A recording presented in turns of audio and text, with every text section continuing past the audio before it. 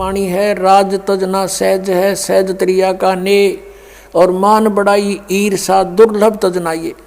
अरे इनके तजे बिना भगवान मिले नहीं। भगत होकर के ऐसी ईर्षा करें तो कहते फिर परमात्मा निकट नहीं आता। अब उसने फिर क्या स्कीम बनाई कि भाई मुसलमानों यो जादू जंत्र जानता है, राजा लिया बैका, इसकी एक परीक्षा और लेते हैं। क्या? पहले कुएं होते थे 200, 150, 200 फुट गहरे, और उस गहरे कुएं में क्या होता है कि उसमें पानी नहीं होता, और उसमें एक ऐसा बन जाता है वो दरार सा, उसका पता नहीं तू कितना गहरा और अलग से होता है। उन्होंने स्कीम बनाई मुसलमानों ने मिलकर के कि भाई इसको गहरे कुएं में डाल के ऊपर तो छड़े कांटेदार झाड़ियाँ मट्टी कंकर भर देंगे उसको हैं, और ये कहो कि अगर इसमें जीवित पा गया था मान लेंगे खुदा है। अब वो फिर 5-10 व्यक्ति मौजूद से गए और कहा हम एक परीक्षा और लेंगे। ये परमात्मा के सामने रखी गई अर्ज। परमात्मा ने कहा राजन इनको करने दो जो करेंगे, इन्होंने मुझे मारना है मार लेंगे, कोई बात नहीं। आज्ञा हुई, पकड़ के भगवान को कबीर जी को उठाकर गहरे कुएं में डाल दिया, पटक दिया।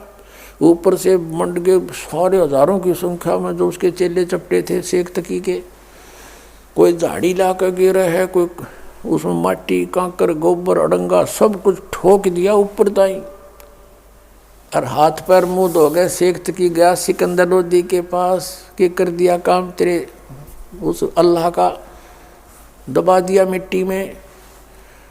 अब सिकंदर लोधी थोड़ी सी देर पहले कमरे से आया था, प्रणाम करके बाहर ही निकला था, तभी वो आ गए थे। कहने लगे किसके विषय में बातें कर रहे हो?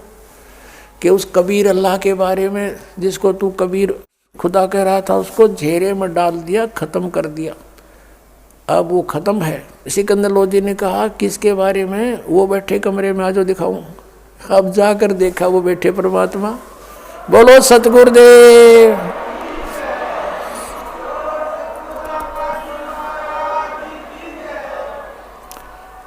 अब पुण्यात्मा शेख तकी नीच व्यक्ति था, इतना देखकर चरणों में शीश रख देना चाहिए था उस नालायक ने कि भगवान के साथ खस रहा है, लेकिन वो उसकी वो प्रभुता ना छूटे थी।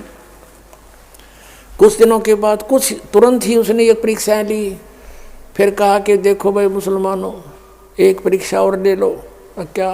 कि मेरी लड़की कब्र में दबा रखी है हमने, अगर उसको जीवित कर देगा तो मान लेंगे ये कुछ करामात रखता है।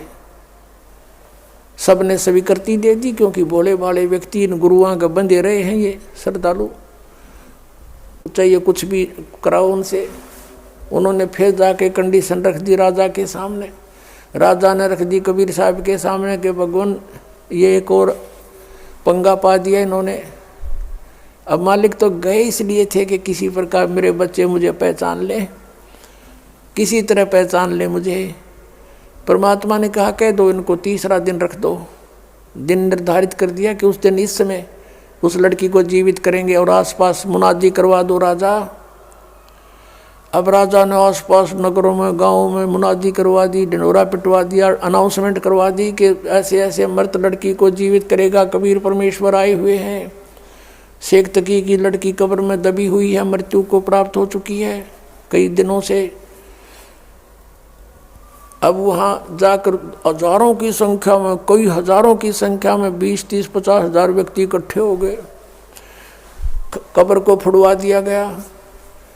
परमेश्वर कबीर जी ने कहा कि शेख तकी अब तू कर ले अपने जंतर मंतर, कहीं फेर के मैं कर दूं और जिंदा जीवित कर देता। तो उपस्थित सभी व्यक्तियों ने कहा कि भगवान अगर इसके पास कोई शक्ति होती तो अपने बच्चे को कौन मरने देता, ये तो पहले ही कर लेता, ये इसके पास कुछ नहीं है, आप करके दिखाओ। तो परमेश्वर ने कहा कि हे शेख तकी की बेटी जीवित हो जा। लड़की जीवित नहीं हुई। फिर कहा कि शेख तकी की बेटी जीवित हो जा। लड़की जीवित नहीं हुई। शेख तकी ने नाचना कूदना भंगड़ा पाना शुरू कर दिया। देखा चोर की चोरी पकड़ी गई, देखा मुर्दे कभी जीवित होते हैं, झूठा है कपटी है। अपनी बेटी के जीवित ना होने का गम नहीं, कबीर साहब के हारने की खुशी मना रहा वो मूड। परमात्मा ने तीसरी बार फिर कहा, फिर भी नहीं हुई। वो तो परमात्मा लीला कर रहे थे, यूँ नाच कूद ले मूर्ख थोड़ी देर। फिर कहा कि हे जीवात्मा जहाँ भी है तू, कबीर हुक्म से वापस आ, प्रवेश कर इस लड़की के शव में और बाहर आ जा। तुरंत लड़की कंपन हुई, लड़की बाहर आकर प्रणाम किया, बोलो सतगुरुदेव।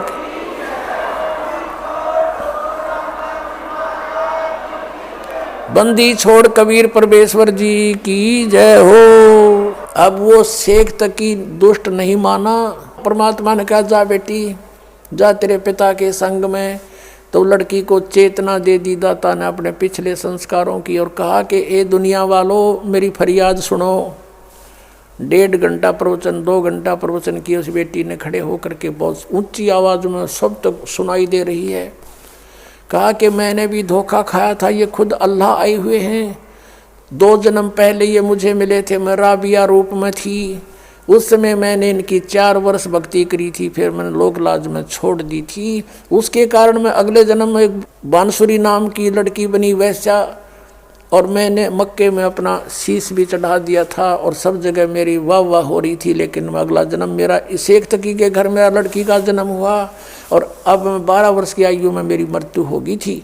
धर्मराज ने कहा था कि इसका भाग्य जीवन नहीं है, इसको डाल दो 84 लाख योनियों। अब परमेश्वर ने जा करके मुझे छुड़वाया वहाँ से। कबीर ये खुद गए और कहा छोड़ो इस आत्मा को, और वापस मुझे प्रवेश करके शरीर में ये खुद लेकर आए हैं। ये अल्लाह है, खुद कबीर है, परमात्मा है, और पहचान लो इनको। कहते हैं कई हजार व्यक्ति हिंदू और मुसलमान कबीर परमेश्वर के शिष्य बने। बोलो सतगुरुदेव।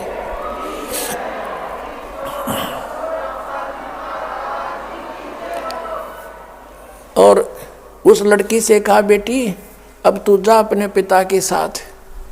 लड़की ने कहा कि नहीं, इसका और मेरा संस्कार समाप्त हो चुका है पिता पुत्री वाला। अब मुझे असली बाप मिल गया, सब सृष्टि का मालिक मिल गया। अब मैं आपकी बेटी, आप मेरे पिता। सबने कहा कमाल कर दिया, कमाल कर दिया। लड़की का नाम कमाली रख दिया। अब पुण्यात्माओं, परमात्मा ने ये लीला इसलिए की थी क्योंकि वो भगवान थे, और साथ में इसलिए की थी कि ये नालायक मेरे बच्चे मुझे पहचान लें, आई एम गॉड। लेकिन उसमें चमत्कारों को देखकर 64 लाख शेष हो गए थे भगवान के। दुनिया को सुख दिया, उनको राहत दी, और भक्ति से चार्ज किए। आप वही हो 64 लाख, फिर वहाँ से सब विमुख हो गए थे क्योंकि तुम्हें ज्ञान नहीं हो पाया कि Kabir is God in real God. चमत्कार तो भुलवा देते हैं कुछ दिन में लोग कि फलाना भी ऐसे करता था, एक साधु ने ऐसे कर दिया था, ऐसा ही ये है, भगवान नहीं है ये।